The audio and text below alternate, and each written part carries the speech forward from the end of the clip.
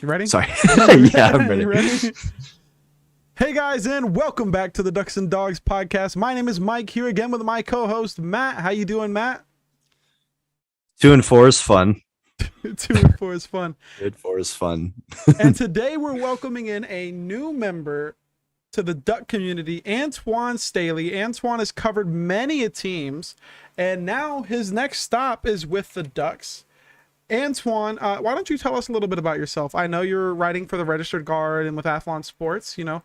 Just give us a little bit of your backstory, so Duck Twitter and the Duck community can understand a little more who you are.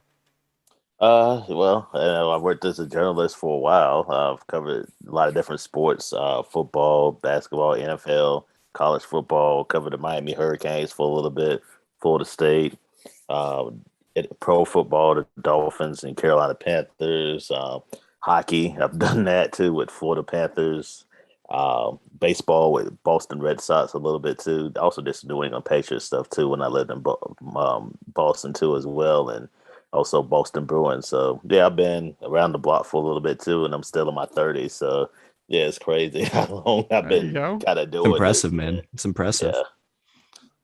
That's nice. And you're just coming, your most recent stop being covering Florida State, correct? Yes. So you got to experience an obvious, crossing of paths here would be Willie Taggart. I wasn't there when Willie was there. Oh, I you was were there. there. Yeah, I was there a year. So when I came, when Mike Norvell took over, that's pretty Oh, much okay, my gotcha. whole day. Yeah, I was, Willie Taggart was a little bit before me. I was covering the Carolina Panthers before that. Nice. Carolina Panthers they're pretty good this year, aren't they? Yeah, they were. They was 3-0, and now they're 3-3. So Yeah. So what made you, what opportunity came up that made you really want to come over and cover the Oregon Ducks? I think it was just really the people just working. I had an opportunity to come about and talk to some people at the Register Guard, and I liked the people that I was going to work with, so I thought it'd be a possible good fit. And have you ever caught an Oregon game in person or anything like that before? I had not until last Friday. Yeah, I hadn't even been to the state of Oregon prior to moving here. I've been all everywhere around it. I've been to Washington. I've been to Nevada, or I've been to California. Obviously, I used to live in LA, so yeah, Okay. I've been there too as well. So yeah, I just never been to Oregon or caught a game in person. Yeah. Obviously, I've seen them on TV plenty of times. Yeah. Yeah. Where in LA were you from? I used to live in Whittier. I lived in Venice Oh, okay. for about a year. Cool. So that was an interesting first game for you to go to. We had some struggles offensively. Obviously, there's a lot of guys on the injury report for Oregon, and it was a close game against Cal. All in all, a good game if you're a neutral third party. But we did see things that have been, the hot topic on Twitter over the past few days, where the fan base was booing the starting quarterback, is what it seems like. A lot of people are saying, oh, no, they were booing the coach. But it really seemed to be directed at Anthony Brown. Anytime a negative play was made by him, that's when you really heard the booing. And when he struggled most in the third quarter is when it got the loudest. What are your thoughts on that, the whole booing situation, booing the starting quarterback of your own team? I mean, in college it's a little tricky because you got guys that are usually typically around 19, 20 years old. I guess in Brown's case, he's a 6 year senior, so it's different for him. I mean, he's a little bit older. I'm not saying it's right, but I think people are just really frustrated with the offense and the inconsistencies of it. And for Brown, like I saw him in Boston College. I mean, that's kind of the quarterback that he was there. I mean, you get some good, you get some bad, you get some things in between there. I think people want to see more of what they saw in the fourth quarter last week as opposed to what they saw kind of in the earlier parts of the game. I just think it's fans. They pay money to go see a product. They're not happy. They're gonna voice their opinion. And I don't necessarily like it in terms of college sports, but again, people pay money to see a certain product and have certain expectations. So as long as they're not throwing things or anything like that, I don't necessarily have that big of a deal with it. And Matt, what was your thoughts on it? I know a lot of people have commented on how it might affect recruiting, but what do you think? I can't see it being a big issue, honestly, especially with the brand Oregon's built. I mean, they just want to win. The fans want to win. I think it speaks for the winning culture that Oregon feels like it's established right now. And I mean, booing something that isn't up to par. Well, I agree with Antoine. Like, I don't think it's good. I also don't think that they're really like, out of their boundaries doing that. Like, they're not happy with what's on the field. Like, they're going to express that. It's not like the Ole Miss Tennessee game where they're chucking stuff at the head coach. It's not out of control like that. So, yeah, it's going to happen. It's sports. Yeah, it's like the comment that I've seen a few people make in the offseason, obviously more the national guys, like Pate, and then we're talking about Oregon has really established an SEC culture in the Pac-12. And their fan base has treated their team more like an SEC team in comparison to the Pac-12 teams. Fans not showing up to Stanford's games even when Stanford's playing really well, or not showing up to UCLA's games and they're playing great. It seems that like Oregon and USC are kind of an anomaly when it comes to the rest of the conference. Like the minute Washington started struggling, their attendance dropped massively. And I know it was a quote unquote, I guess, boycott, but obviously that didn't do much. Obviously the administrations see athletics a little different. And, just from all the stops you've had, Antwan, when you've covered collegiate sports or professional sports, what do you think is the difference when it comes to, so let's just say your most recent stop, the ACC versus the Pac-12 in terms of the culture and the mentality around football? It's definitely football is like, it's like God in the South. So it's kind of like, it's different than what it is up here. I'm not saying it's a bad or a good different. I'm just saying it's different. I mean, especially in Florida, where Florida, Texas, California are really big, high school and college football states too as well. But in particular, really Florida and Texas. So yeah, I think just the culture, and it's 24/7. It's 365. I mean, Florida State has some really good basketball teams. Linda Hamilton's built a big program there, but people yearn and have a desire for football to be good again. Same thing with Miami. When I covered them too, and still is the case now. It's been Miami's had some, good sporadic years in basketball or baseball, but people want those glory years to be back in football. It's just a crazy, crazy state. State for football and or universities. I think it is really passionate. It's just the passion is a little bit different. I don't think we'll see how it is. Like, I'm still new here, but I don't think it's as crazy. And I think that is a good thing compared to some of those other schools that maybe like in Florida or Texas. But yeah, I think it's passion there. I think it's kind of what you said, like USC, Oregon. I know Washington's a little struggling and probably what it tends to, but Washington had a traditional power program. And I think Oregon are kind of hand in hand as far as programs there, as well as just Oregon has had more success the last 20 years than Washington. But yeah, I just think that those programs have kind of set themselves apart compared to some of the other schools in the Pac-12, just kind of finding their way and going through it, even though Utah has had some good years too as well. Mm-hmm. Yeah, for sure. Arizona State's making that effort. And I think the issue with a lot of it is just that a lot of not the fans and not the coaches and not the players, but a lot of the administrations in the Pac-12 seemingly don't care as much about football as either they used to or other conferences do. Like Washington's admin seems perfectly fine with how things are going now. They've seen no rush to make any changes or make any statements regarding any issues going on, and they're more focused on their academics and sustaining what's going on when it comes to their other athletic programs that are successful. They're more of a, yeah, we're not great at football, but we got this Olympic sport, this Olympic sport, this Olympic sport.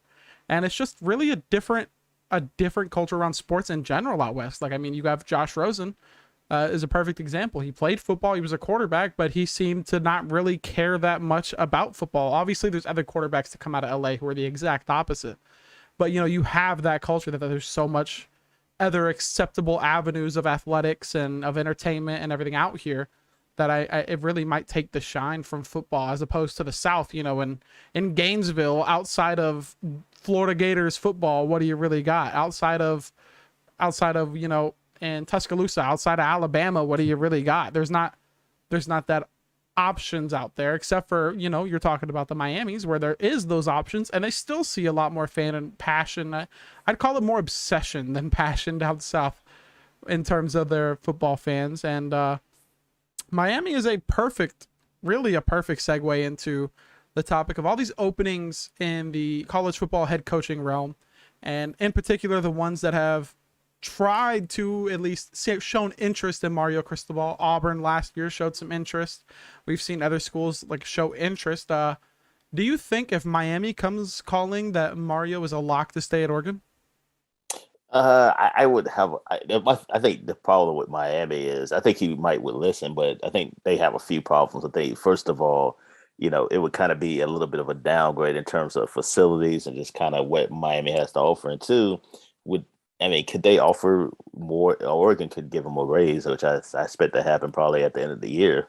Can Miami match that? I don't know. I mean, Miami's had some issues money wise too as well. And remember, they're a private school. They're not a publicly funded school like Florida and Florida State, where they can give coaches. And then we also don't know their salary. Manny Diaz is making about $3 million, a little bit over $3 million.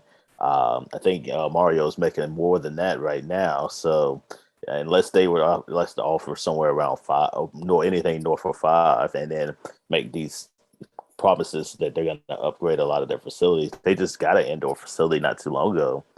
I don't know. I think Miami has a lot of internal issues, and I think the biggest problem with Miami, and beyond that, is you got one person to answer to in Oregon, and then it seems like they're able to kind of do their own thing, and everybody's on the same page. In Miami, and I just don't get the sense they necessarily care that football is king anymore.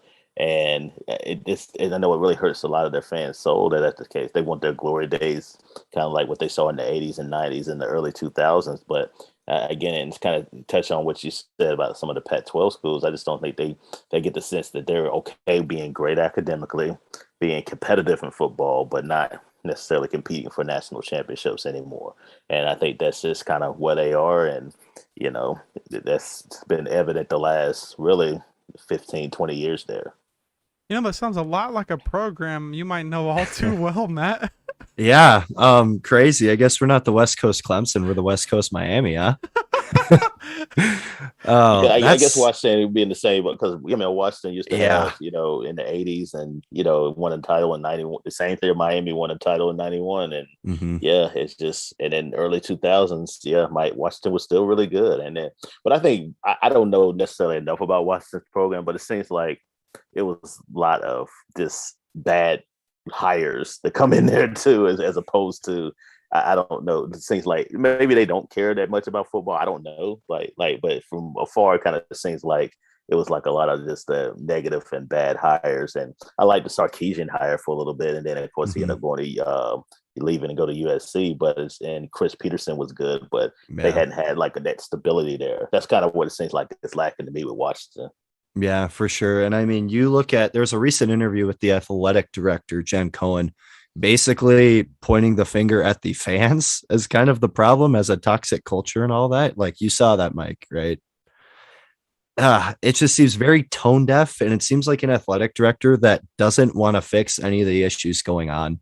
And like you said, it does reflect in the hires. Like, we all thought Jimmy Lake was a good promotion, but Bob Gregory's Jimmy Lake is shaping out to not be a good head coach right now. Offense is struggling because John Donovan just can't run an offense, and that hire was just terrible. So, and the defensive coordinator is getting saved by the talent you guys have on the defense. So which is starting to get exposed. Yeah, honestly, you guys are put in bad situations, but guys like Trent McDuffie are making plays, and when your defense is holding up and your offense is looking that bad, people are glossing over the defensive coordinator. But I think going back to what Antwan said, with it being the hires, I think the bigger issue is them being stubborn on their hires and not admitting, this was a bad hire. We need to move on from this guy. Their worst hires in recent memory are the guys coaching the team now, and they have no interest in moving off of them. At least not for the season at the moment. There was a hint at maybe some changes coming at the end of the season, but I mean, if you want to compete, you got to be willing to, push people off the hot seat when they're on it. You know what I mean? Like, you can't wait around, because right now they're just wasting a season, and it's going to affect recruiting down the road. It's going to affect who's going to even want the job when that position is open. Like, it's just creating all sorts of problems. And Jen Cohen has demonstrated that she does not care. It's just crazy to see that Washington isn't the only program dealing with this. And you mentioned Miami. That's kind of a surprise to me, because I mean, I'm not somebody who pays a lot of attention to that corner of the country as far as football goes. I mean, the Pac-12 is my thing. Obviously, we have this show with Oregon and Washington. So it's interesting that you bring that perspective to the table, Antoine.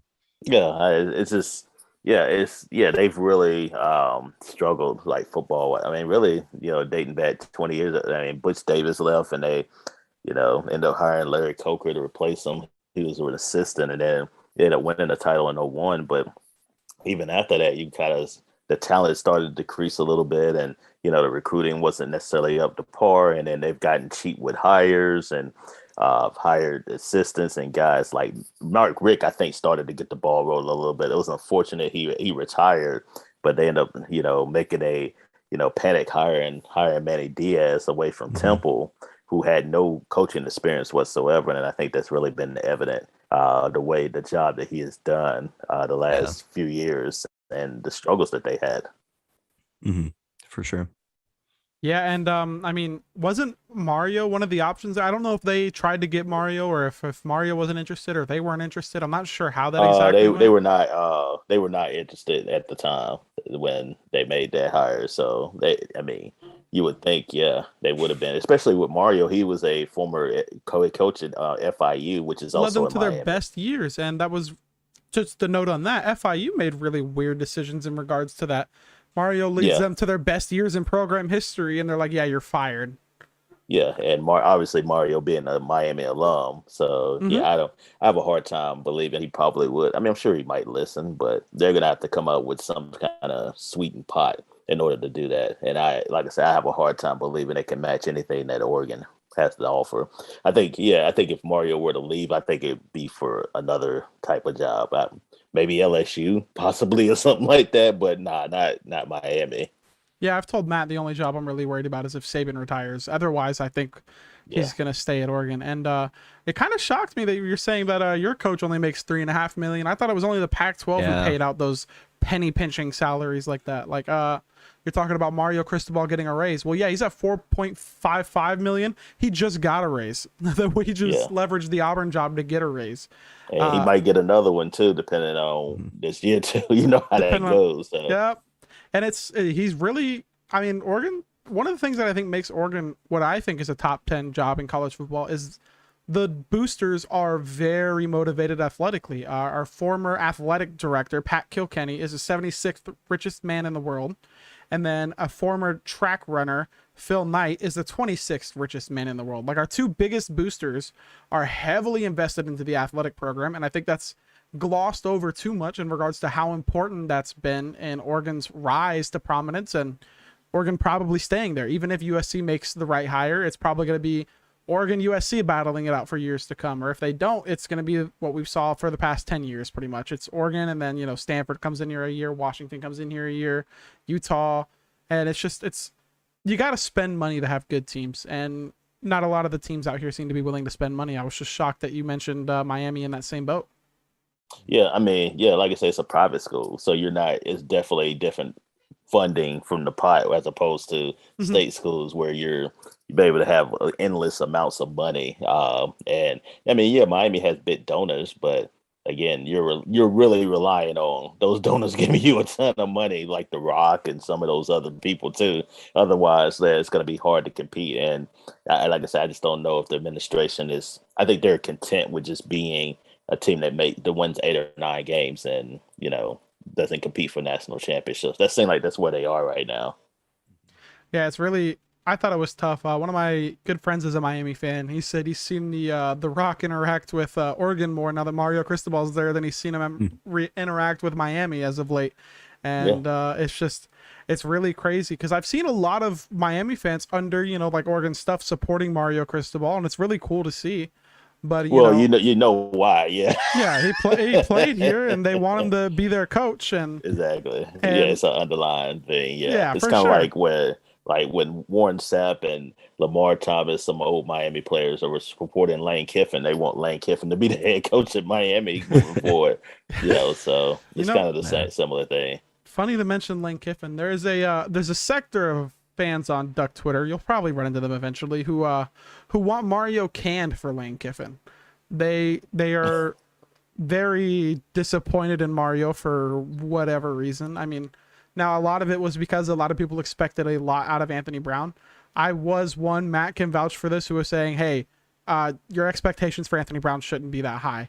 Yeah, he was okay at Boston College, but he also had a major injury the last time he played at Boston College. So as good as he could have been at Boston College, it was unreasonable to expect him to be drastically better than that, if even as on even with that, because when you have those kind of injuries, it's not easy to come back from. It's only been in recent years that those weren't career-ending injuries. It used to be 15, 20 years ago that, your career is over if you get that injury. And the expectations, especially after that Ohio State game, skyrocketed. And now seeing, the team struggling, along with some of it does fall on Mario Cristobal. This clock management hasn't been great. And the roster, control he shows a lot of preference to the older players. You had Drew Mathis, who was scheduled to start. Then the next game we see Flo play, and it's like, why was Drew Mathis scheduled to start? There's no reason for that, looking at talent wise and how they've produced when they have been on the field. Or some people are arguing with the Anthony Brown to Ty Thompson, or even with the wide receivers we have, the Devin Williams. Devin Williams wasn't getting a lot of playing time until this past week. And it's like, Devin Williams looks like the best player. And I think a lot of people are just frustrated that we've seen all this recruiting success and not seen it translate to guys on the field yet. Devin Williams was the crazy one to me. Yeah, I think it's just the product of like today's culture, especially when you got all the recruiting websites and you see these guys are 5-star and 4-star, and you wonder, kind of like, why are these guys not putting together? And then they typically blame coaches. I mean, a lot of times, you recruit guys, they just don't work out necessarily the way that you expect to when you bring them into the program. A lot of the NFL, for instance, is made up of guys that are 4, maybe 3 stars, maybe at least sometimes 2 stars. I mean, not all these big time players are 5-star athletes. Some are, but I think anytime you go down the list of players that are being drafted in the NFL, a lot of these guys were like diamonds in the rough, basically. A lot of the NFL stars. That just happens. But when you're having all these access to recruiting, people think, oh, well, 5-star. We have all these amount of 5 and 4 stars. It's going to automatically translate to success, but that's not always the case. Alabama is kind of, an outlier with everything. But even with some of the bigger programs, Miami, again, talk about them, and Florida State for that matter, they've recruited a lot of 4 and 5-star athletes, but that doesn't necessarily translate to success too either. So you just have to hope that no matter what players you get into your program, that they can develop them, and maybe they'll develop into 5-star athletes, even though they may not necessarily be worse the 5 stars coming in. Yeah. Oregon's best years were probably when they weren't recruiting as great, because Chip Kelly obviously was really good at developing talent and scouting talent. But I think to play devil's advocate here for a moment, what people are seeing is, when you look at the stars, and the numbers might be a little confusing looking at, how many 3 stars and 2 stars are drafted. But I think a lot of them will see, if you take an average, I think it was over the past 15 years, I think it's 85% of 5 stars get drafted, and it's like 60-something% of 4 stars get drafted. So they see that the recruiting rankings have been, whether it's barely or not, the recruiting rankings are right more often than wrong. And if we're recruiting all these talented guys and very few of them are seeing the field, that's a cause for concern when it comes to our scouting department and our development and where this program could be. But I think, to back your statement, it's like these guys are really young and they're gonna play, and just because you're recruiting great talent, you have good players on the team who weren't those super high level players, and you're not just gonna tell them, go away, we got this 5-star, you're not gonna play. These guys can play. Johnny Johnson can play, CJ Verdell can play, Travis Dye can play. And I think 2022, this next season, is when we're really going to see the fruits of this recruiting. We're going to see a really explosive team offensively and defensively. The defense has shown flashes of it in the past year. And, just once it gets all out there and these guys start understanding college systems, they've been in college weight rooms for about 2 years, it'll be a completely different product. And for the select few fans who are already irate at Cristobal, it's it's a little early to start talking about hiring a Lane Kiffin, or it's a lot early for that, honestly, especially with the accomplishments he's had. He's been a head coach for Oregon for a few years, and he's won the Pac-12 twice, won a Rose Bowl, made another New Year's Six Bowl, and in 2019 he was probably Justin Herbert's bad throw or Marcus Arroyo's play calling for making the playoff. And he's done really well, and the sky's the limit from here out. Yeah, I agree. I think, you just have to let it play out, and I think Oregon's in a really good place too as well. It's just, it just takes time to be able to do that too as well. Obviously, the loss against Stanford hurts, but you end up, you win out, you get to a New Year's Six bowl game again, probably the Rose Bowl, and you just take it from there and just continue to see where the program may go. Yeah, and so a lot of people have voiced their opinions in regards to this. Also, for those watching, Antwan covers Oregon, so obviously this is going to be a more Oregon-centric podcast episode than typical, and we're going to try and get a Washington person on for the next episode, so you'll hear more of Matt's side of things.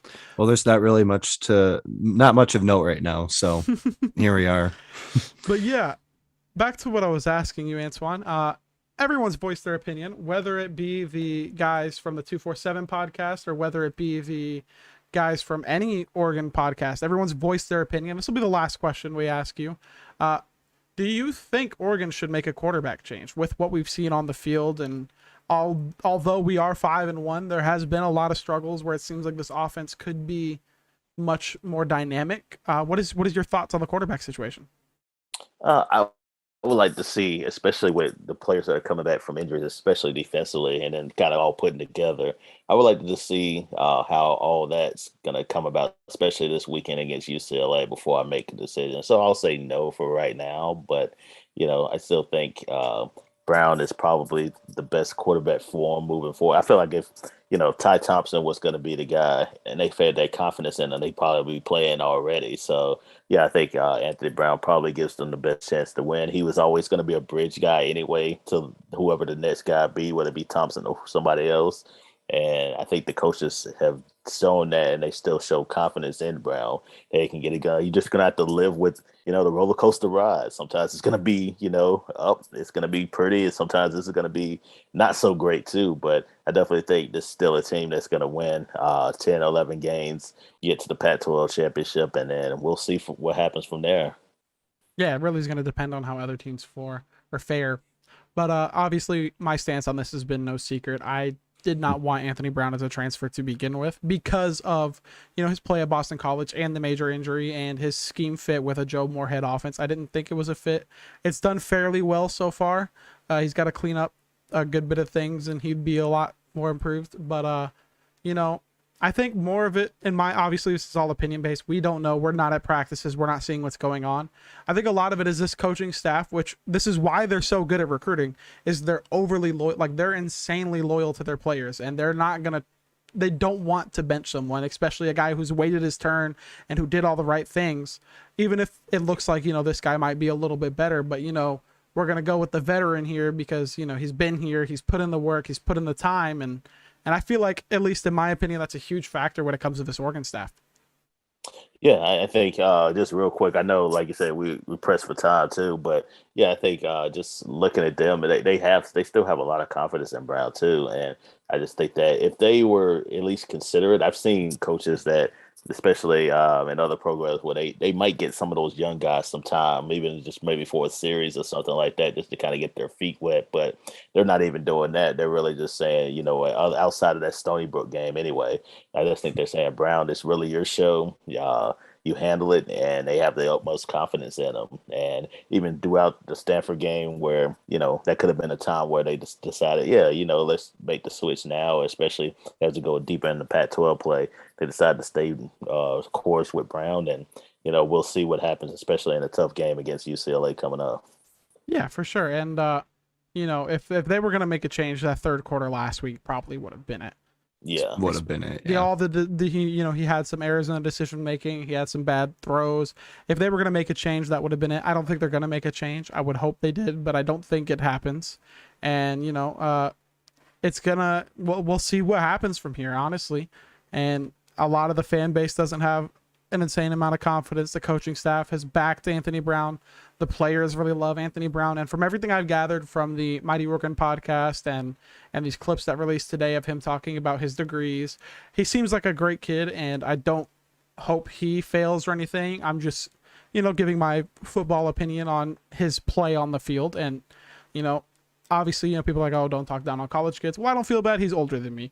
So, that's my excuse there. But Antwan, I want to thank you for coming on. Do you have anything you want to plug before we get out of here? You just follow me at Twitter at Antoine Staley. That's probably the best way to find my work too. Or, go to the registerguard.com and, search sports and yeah, you'll be able to find it. All right, y'all, go follow Antwan and, go show him a good welcome to the Oregon fan base and to the Ducks and Dogs rivalry. He could be a part of that. He might not have picked the best time to join it, but, we welcome him in anyway. Best of luck on Oregon Twitter. You'll need it. It's a bit of a war zone. Yeah, I hadn't got a part of it yet, but yeah, I'm looking forward to it. All right, guys, we want to thank you guys for watching, and we will see you next time on episode 18 of the Ducks and Dogs podcast. Have a great